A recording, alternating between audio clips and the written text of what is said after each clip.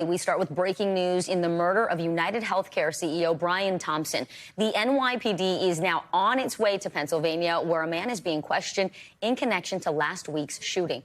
Sources familiar with the matter say he was found with a gun similar to the one used to kill Thompson at point-blank range outside of a New York City hotel. Now, all of this comes after the NYPD released these new images of a person of interest wanted for questioning over the weekend.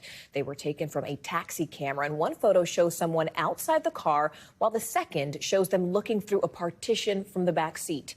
NBC News correspondent Sam Brock joins us now with the latest from here in New York City. Sam, we do want to make clear that we do not actually know if the person being questioned is the same individual who appears in those images released by police, or even in the video that was taken outside the Midtown Hotel. But what can you tell us so far, and what do the most recent photos sort of show us? Describe what details they give us. Sure. So, Morgan, first of all, to underscore your point, we do not know that the person who is being questioned right now is, in fact, the person of interest that the NYPD and all these other police agencies have been looking for the last almost 6 days. Now, here's what we definitively do know. A man is being questioned at this hour in Altoona, Pennsylvania. That is about a 4.5-hour drive from where I'm standing in Midtown Manhattan, where the shooting took place. And we also, guys, know that NYPD detectives are on their way there right now to assist in this questioning.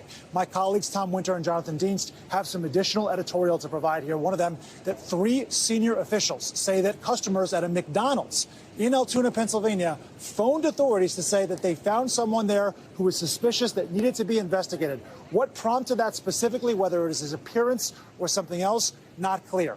2 other officials then say that when authorities arrived, they found a fake ID on that person, in addition to the weapon that you just described, this sort of odd type of gun. You know, authorities, chief of detectives had talked about the fact they were potentially looking for a veterinary gun, which is not common at all. And it appears that the gun that was found on this individual may be similar to the one that was used in the crime. So you have the fake ID.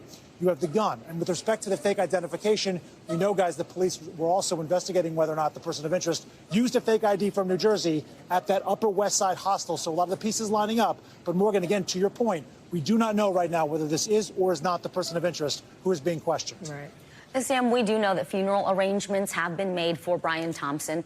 What can you tell us about that? Sure. So, Vicky, we have learned that he is going to have a funeral today, sadly, and that it's going to be a private service.